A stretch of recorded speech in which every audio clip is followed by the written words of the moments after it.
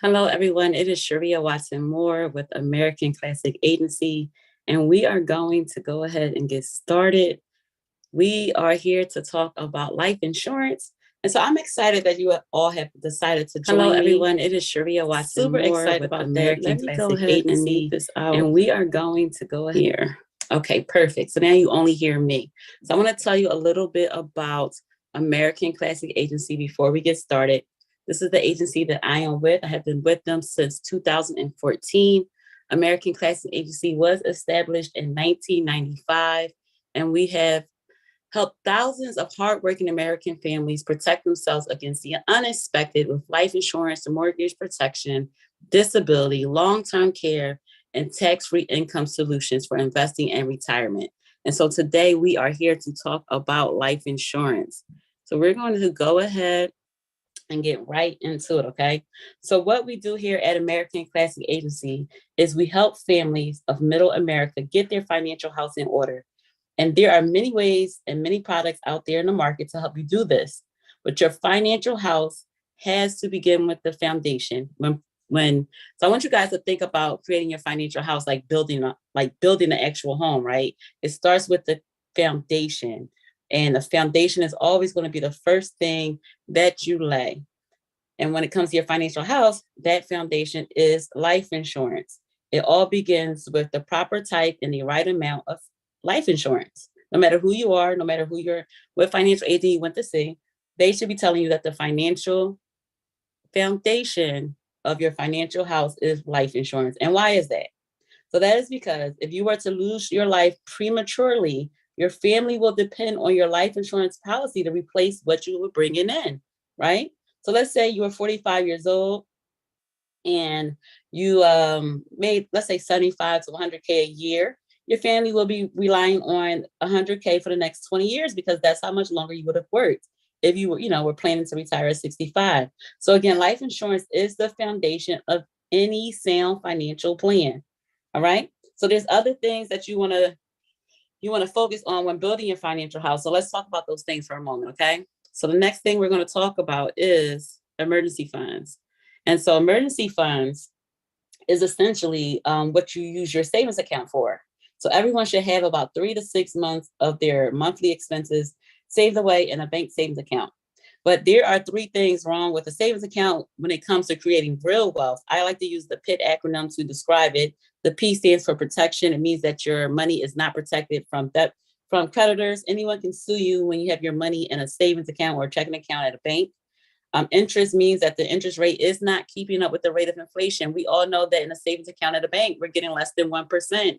That's not going to keep up with the rate of inflation, which we all know has been skyrocket lately, right? And then T for PIT acronym stands for taxes. You're paying taxes on whatever gains that you may get when you have a savings account. So let's say that you had a car breakdown, right? So you have a place to put your money. You have a place to go and get your money. You put $1,000 in the bank, there'll be $1,000 there for you tomorrow, right? So your bank account, as you can see, is not the solution for creating long-term wealth. It's not the solution for, and I don't want my phone to die here. Let me just make sure I charge this up, guys. 1 second. All right. So like I was stating, when it comes to saving in a savings account, you're going to use this for emergencies, primarily for emergencies, but not for long-term savings. It's not a long-term saving vehicle for generating wealth for like purposes like retirement per se, right? But if I were to ask you what was your greatest asset, you might say that your children are your greatest asset, maybe even your home. But in all actuality, your ability to work and earn an income is your greatest asset, right? All right, but what if you were to become injured or experience some sort of illness, right? What if you can't work? Wouldn't that put everything in jeopardy? All of a sudden, your mortgage is in jeopardy, your car payment is in jeopardy, you're buying food, like that's in jeopardy. Everything is in jeopardy when you can't work. And so most jobs that they offer anything for, when you can't work, it might be 3 to 6 months of short-term disability, right? Anything after that, you might get 6 months to 1 year or long-term disability coverage. But after that, you're on your own. You have 2 options, right? You either go back to work or they have to let you go. Which one? You go back to work or they have to let you go. And so if you want to ensure that you have something in place for both short-term and long-term illnesses. So we talked about the life insurance being the foundation, then having 3 to 6 months of our expenses for emergency funds, and also having something in place for both short-term and long-term illnesses because we will get sick. Something is going to happen, right? Next, you want to focus on tax-free retirement. Now, this is something that we've been talking to our clients about since about 2008, and we educate them on how to build money tax-free, tax-free money, because we know that taxes are always on the rise. So we want to make sure that we are isolating ourselves from future tax increases, right? And then you want to worry about risk-free investments. Now, I know it almost seems like these words don't go together, but there is a way that you can invest without risk and have something at the end of the day for it, right? So ultimately, um, risk-free investment is also a major building block when it comes to creating your financial house. But ultimately, the biggest impact on our financial house will be taxes and inflation. Taxes and inflation. You want to make sure that you have something to protect your financial house from taxes and inflation. It's one thing to create it, but then to give it all away or not protect it, that just defeats the purpose. So as you can see, there are several moving parts when creating your financial house, but again, the foundation is always life insurance. So before we get into anything else and all the other stuff, which you will be sure to get to further down the line when you're creating your financial house, before you can focus on risk-free investments and all the other things, you have to make sure that your foundation is in place. You have to make sure. So let's talk about that for a moment. Let's talk about that foundation. And that's why we're here today anyway, to talk about life insurance, right? All right, so I don't know how much you know about life insurance, but I know that a lot of people have a lot of misunderstandings about life insurance, and that is simply because they do not know how it works. I believe that people are undereducated or uneducated when it comes to life insurance, and that is clear when it comes to asking people how much do they understand about it. So what I'm going to do right now is provide a very brief explanation. Right, this explanation will probably make you about 95% smarter than most people when it comes to understanding life insurance. But life insurance is very, very, very similar to real estate. And guys, I happen to be a Virginia licensed realtor, right? And so you might be asking, how is life insurance similar to real estate? Well, it is. There are two types of life insurance. No matter who you're talking to, there's two types. There's term insurance, which is like renting out your house, and then there's permanent insurance, which is like owning your home. And so with term insurance, we'll cover that very briefly shortly. It's like living in an apartment. You're fresh out of your mother's house or whatever situation you were in. And now, you're living in an apartment. So initially the cost is lower, right? You might see commercials where they say, hey, you have a 40-year-old man, he can get $500,000 worth of coverage for $40 a month. That's that initial lower cost. But what happens is at the end of that term, at the end of the term, your rate will increase. This is called the renewal period, and most likely it will increase drastically, right? So what I'm saying is that the coverage will come to an end. And on top of that, unlike with owning a home, when renting a home, there is no equity. You have no cash value. You have no cash buildup. All right. So we talked about how the coverage will end, but here's the thing. When it comes to having a term coverage with our company, with American Classic Agency, you'll have what's called terminal illness coverage, right? That says that if you have 2 years or less to live, then you can accelerate your death benefit. You can accelerate that death benefit and use it while you're still alive. So we had a client who found out she had cancer, and she accelerated her death benefit the moment she found out. She had $1 million policy, and she pulled out nearly 750,000, left another 250 in the program for the death benefit. So when death did occur, her family would still have something. But here's the thing, she was able to use that money to start a business. She traveled the world. She even got medical help, which extended her life. She ended up passing away a year and a half after she accelerated her benefit. But the thing is, how often can you get 700K in your hands? And it was because of this terminal illness feature on her policy that she was able to do so. So it allows people to complete a lot of things on their bucket list that they may have not been able to do normally, right? And then what also comes is the chronic illness, which is for a person who needs long-term care.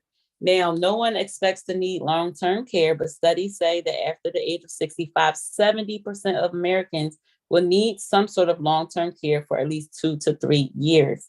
Yet only 3% of people actually have a policy for this. So what does that mean? What that means is we're most likely going to have to depend on a family member or someone who is unskilled to take care of us, because why? We don't have the coverage. But the good thing is our policies, they come with chronic illness benefit, which will allow you to access income right now, right? So with chronic illnesses, it means that you cannot perform 2 out of 6 of your activities of daily living. That's bathing, continence, dressing, eating, toiletry, or even transferring. If you cannot do simply 2 of the 6 of those, then you can accelerate your death benefit and use the money while you are still alive. And usually when you get a long-term care policy, they normally require you to not be able to do 3 of those 6 things. So it's even easier to access funds with the cash value in a insurance policy than it is with the long-term care policy, right? And next we have the critical illness coverage. Now, the number one reason for bankruptcy in America is critical illness, right? People have heart attack, cancers, or stroke, and they survive it. They still have bills. They still have medicine that needs to be paid for, right? You still have responsibilities, but critical illness will help you with that burden. It will allow you to create a stream of income so that you can continue to live and handle your business, right? Now, what else is covered under the critical illness? If you were to experience any of these things, ALS, or let's say blindness, cancer, cystic fibrosis, end-stage renal failure, heart attack, heart valve replacement, major organ transplant, motor neuron disease, a stroke, cardiac arrest. There's actually 13 things that can happen. 13 plus more. I think we're adding 2 more situations that can happen. It also includes the critical injury. I'm not sure if that's on here. Let me just take a look. Okay, it's not on here, but we'll get to it on the other side. But it also includes if you were to experience any critical injuries. That's a coma, if you were to become paralyzed or experience severe burns or traumatic brain injury. You can also accelerate the death benefit. And the beauty of it is all of these come free with your policy, right? So let's go ahead and talk about permanent insurance. Before we do that, let me just think for a moment. Is there anything that we did not cover when it comes to term? All right, no, the only thing with term insurance is that because the coverage will eventually end, you're not going to plan to stay in your term policy forever. The same way you wouldn't plan to stay in an apartment forever. Most people don't plan to stay in an apartment forever. It's to get them on their feet, to get them started, right?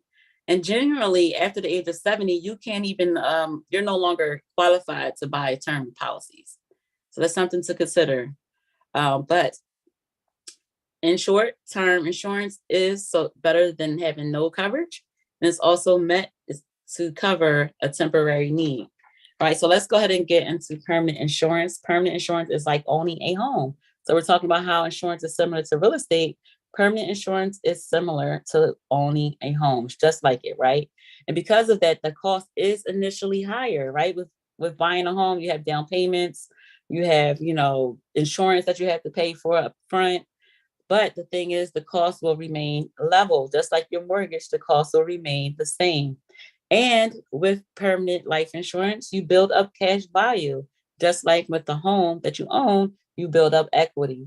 So the coverage is permanent and you keep it forever, just like owning your home. We mentioned that. And then with the cash value, we discussed these living benefits. On the term side, they also come with the permanent side. There's the critical injury coverage that I was referring to. But with permanent insurance, the cash value grows completely tax-free and without penalty. Why do I say without penalty? Because if you were to take funds out of your 401k at work, if you're under a certain age, you're penalized for doing that, and also you pay taxes. But the cash value in a life insurance policy is completely tax-free. There's only 2 places you can find tax-free money. That's in a Roth IRA, and they even have contribution limits. And then the tax-free cash value that's found in a life insurance. That's the second place you can find tax-free money, right? But this cash value can be used for anything, emergencies. It can be used for educational funds, for wealth building, for retirement, or let's just say you just want to travel the world, whatever it is. Whether it's a term or permanent coverage, they both can work for you. I prefer personally permanent insurance over term insurance over terminate. I always make up that word terminate, but I prefer perm over term. Like I would prefer you to own your home as opposed to renting it, right? Because owning is always a much better deal. But the important thing is, however, to have a home to live in, right? So term and permanent will pay. They both will pay if you were to die. And guess what? Your family is not going to ask which type of policy was this? Was this perm or was this term? And so you start with term insurance if needed. That's what you do. So in short, if all your insurance does is provide a death benefit that will pay only when you die, then you're paying too much for too little, right? You're paying, think about that. You're paying too much for too little if your insurance only pays when you die. There are living situations that people go through, heart attacks and strokes and renal failures, as we talked about before, and live through, right? It's all about life insurance that you don't have to die to use. Sometimes living with these illnesses or these injuries is just as bad as death when you can't get anything done, right? So ultimately, when it comes to building your financial house, you're going to get the walls established and placed up with these types of programs, right? So it all comes down to your personal situation and getting started today, because you can always make changes later. So again, term insurance is better than having no insurance at all. So we're going to talk just a little bit more about insurance, in particular, my favorite type of permanent insurance, which is a universal life insurance program. And I just want to give a brief explanation over the next 3 minutes of how it actually works. So this is, again, a permanent insurance policy. And again, this is my favorite. This is also called a flexible premium adjustable death benefit, meaning you can adjust your premium amount that you pay monthly to fit your needs. You can also adjust your death benefit up or down for both to fit your needs. Now, what you do is this little stick figure is you. This stick figure is paying a monthly premium, again, which is flexible into the program. The shaded box represents the minimum premium amount that is required by the life insurance company. So as long as you pay that minimal amount, your policy will not lapse. It will not lapse. And as long as you pay at least that minimum, then you will have tax-free cash value. Your cash value will be tax-free. This is a good thing. Most of the time when something is that good and tax-free, you want to put more into it. Again, that cash value can be used for investing, college, weddings, anything you want to use it for. All right. So because you want to put, so let's say you decided, hey, I want to put more money into it because, it's tax-free as opposed to my 401k, which is not, then this is how you can create tax-free lifetime income. Most people do not know that they can do that. You can create a stream of income that you cannot outlive. I'm going to say it one more time. You can create a stream of income that you cannot outlive. No matter what the cash value is in your program, you will have a stream of income that you cannot outlive, right? And then you will also have, because one day you will die, tax-free death benefit, right?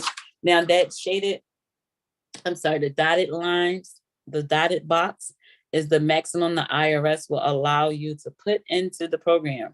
Because you found out a good thing. The more I put in, the more I get out, and it's all tax-free. Then IRS is going to put a maximum on that, right? So they're saying basically if you stay in between the minimum required by the insurance company and the maximum provided by the IRS, then you can have your cash value, your lifetime income, and your death benefit completely tax-free, right? So a properly designed life insurance program can complete the circle of life. You can have tax-free income while you're working, through retirement, and also at death, right?